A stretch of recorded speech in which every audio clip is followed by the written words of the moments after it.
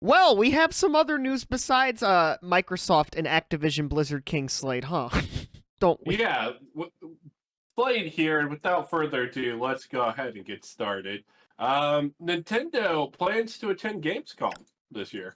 Yeah, kind of kind of surprising considering obviously the death of E3 that is dead and buried at this point in the ground, but they're going to be at Gamescom, another Jeff Keighley show.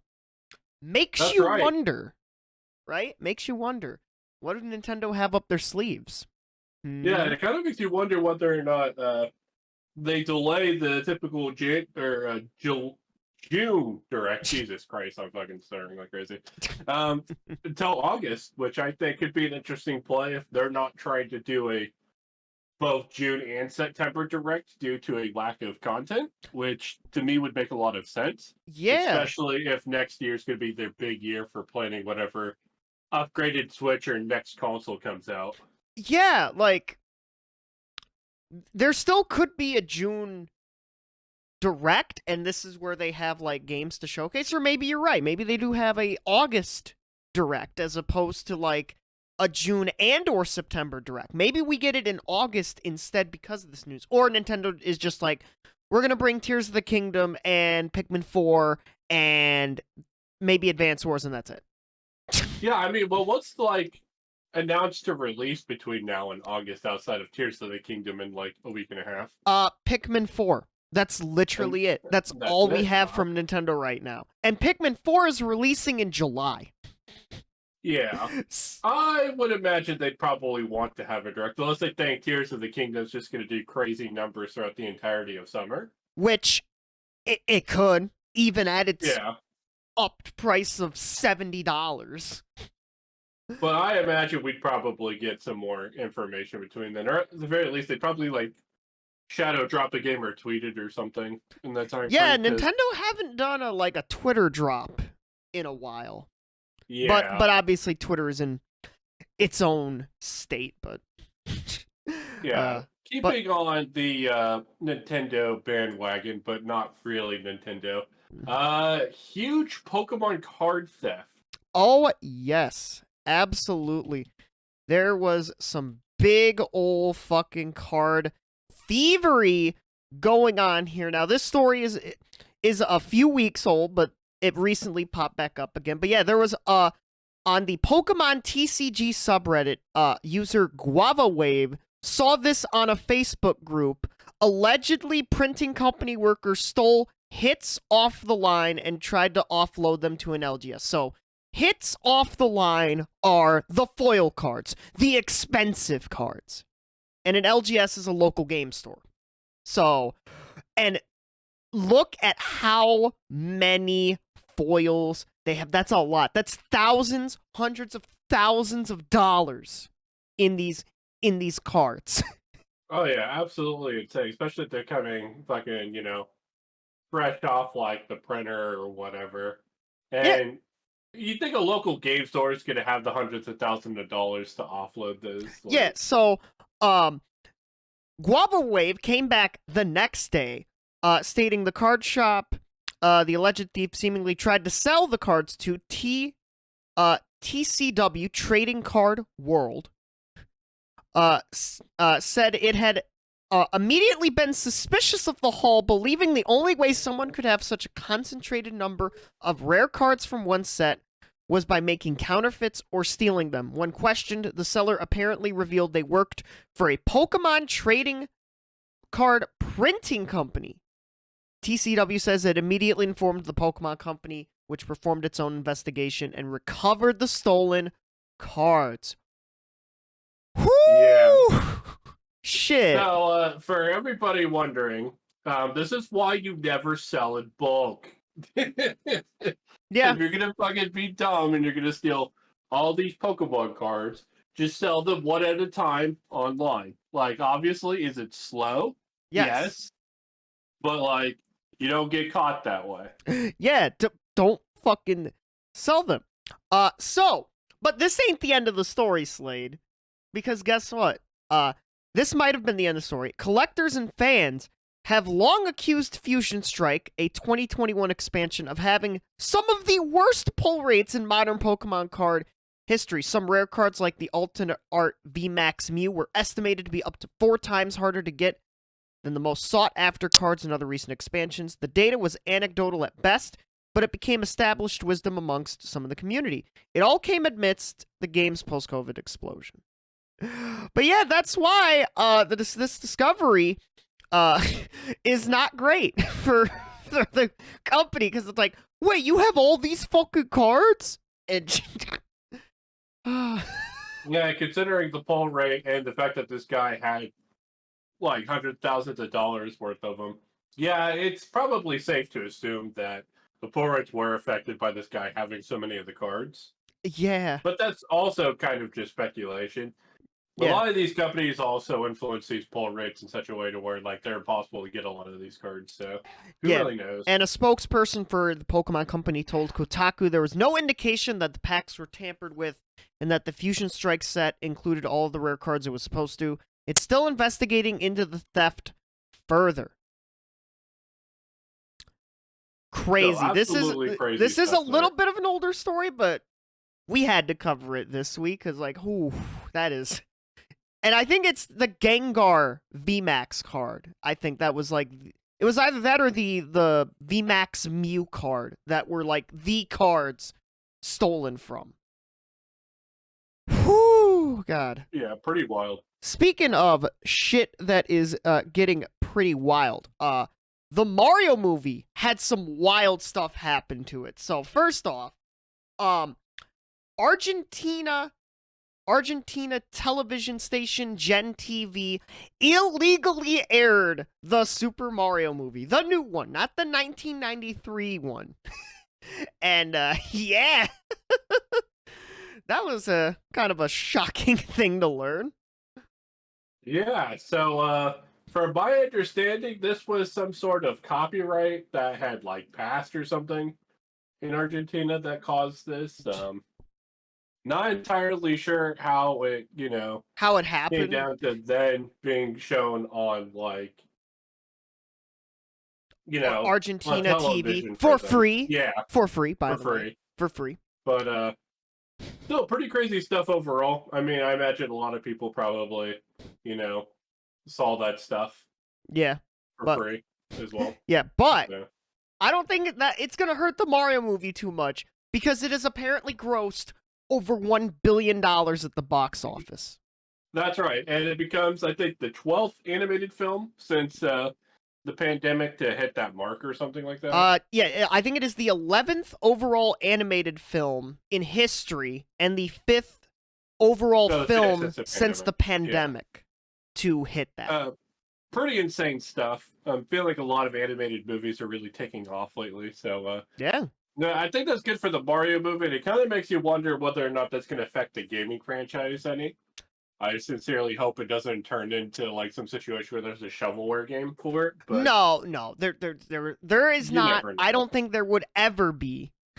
Nintendo didn't even make a new game, like even to coincide with the launch of this. They just made a bundle. They just made a Switch bundle. Either way, it's pretty interesting to see like a Mario movie finally take off, considering what happened last time. Yeah, the 1993 movie, which not as bad as people think, but it's more of like a shoot the shit with friends and laugh at it type of movie. But something that's not a laughing matter. YouTubers getting hacked yet again. So this has been happening a few times, a bit throughout the year, including the biggest YouTube channel so far to have been hit by these hacks, Linus Tech Tips. But a gaming YouTuber got hit by this. Did you know gaming? They got hit with this sessions token hack. And they got hacked by Ripple, which, take a guess, fucking crypto. It's always the crypto. Always. Literally always. With these. Yeah, honestly, the whole thing is just straight up sad. Yeah. Overall. But we have some good news, Slade. Hacker Voice. I'm in. They got the channel back. Let's fucking go. They got the channel back a day later. Yeah, that is true. I did see that they got the channel back a day later. And Yeah. it seems like all the videos are still up on Yeah, the channel as well. all the videos are up intact, which is good, because I've heard some horror stories, because I think one of Gerard the Completionist's channels, like side channels, got hacked recently, and he had to re-upload videos, which that's a big oof right there. That's a huge oof. Yeah, big oof. Yeah. But but yeah, come on, YouTube. Get your shit together, please. I hate that I've kept hearing about these hacking stories all throughout 2023. Crazy. Absolutely crazy. Crazy. Another thing that's crazy is Waypoint is set to shut down. Yes. So, one of our bigger stories this week from Mr. Patrick Klepek. This is how most people found out about it, by the way. Not from Vice, not from the Waypoint accounts themselves, but from someone at Waypoint, a high-profile person. But so Vice is shutting down Waypoint, which was Vice's video game coverage division, on June 2nd. And yeah. God, there's no money. There's no money in this. There's no money in games media, it seems.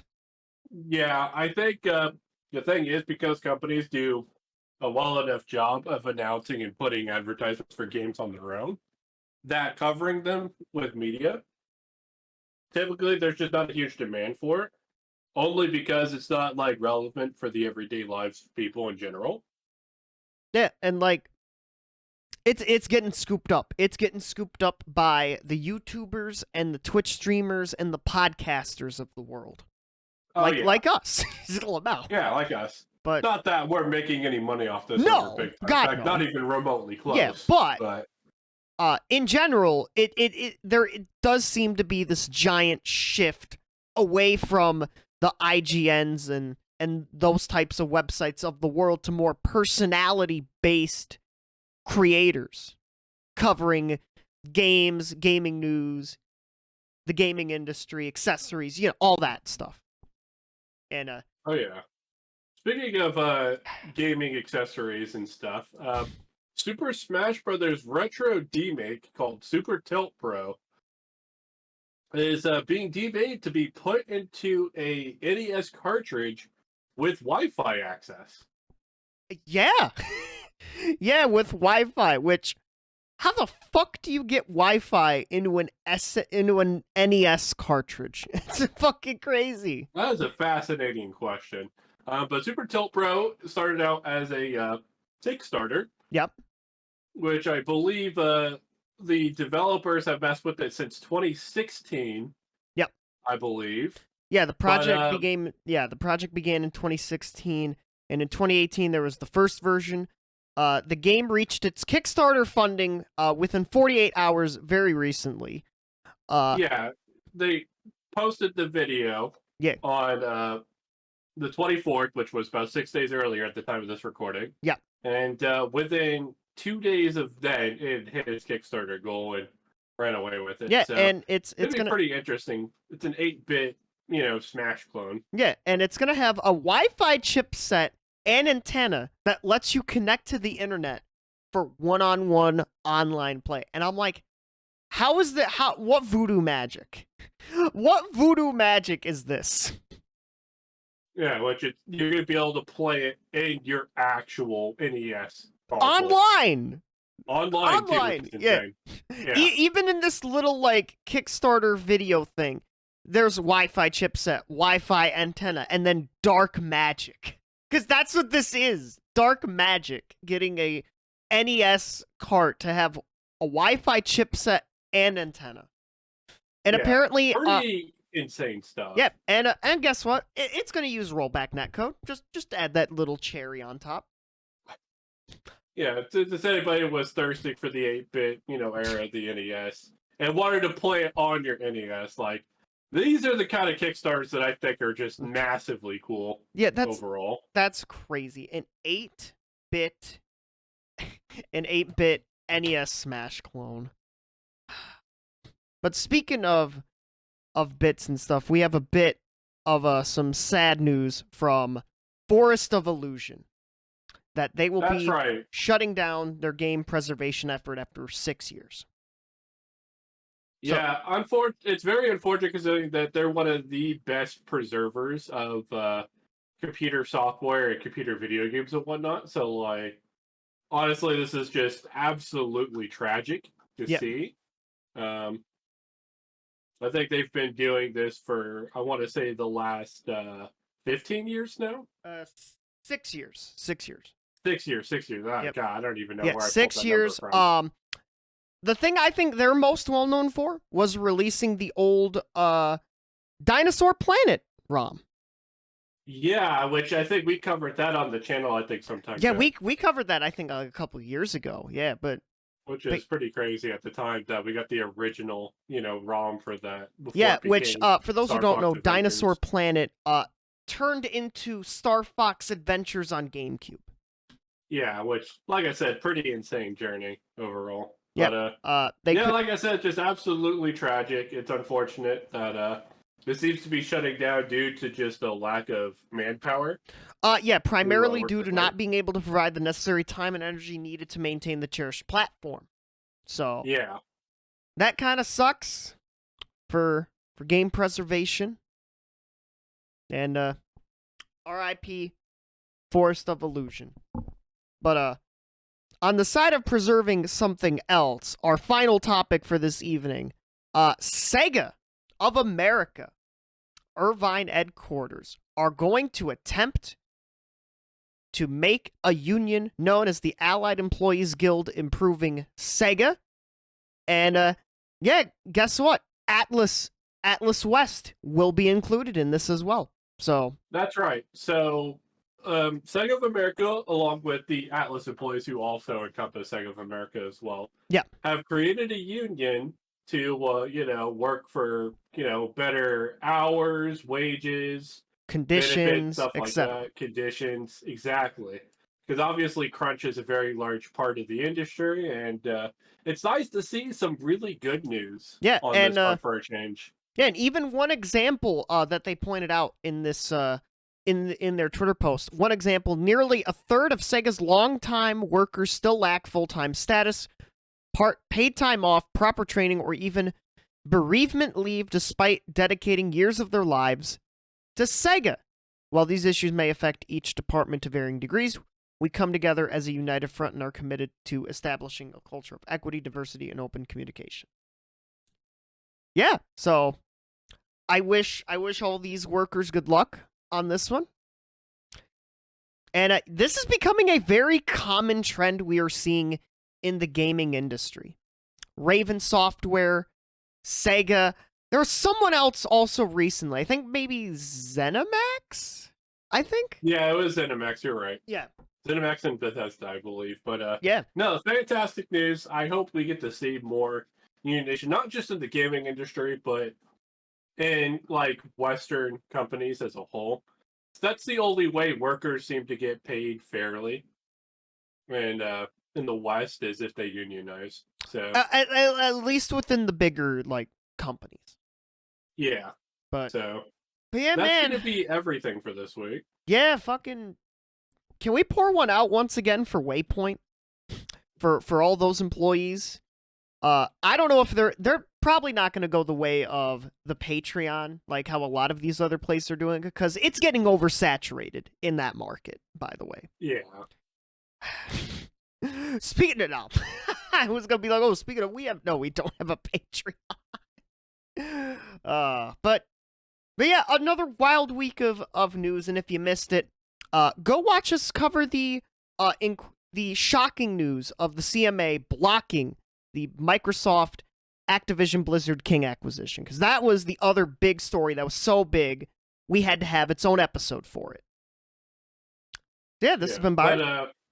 This has been Slade. Yeah, and we'll see you all next week for whatever the hell else happens. Bye-bye, everybody.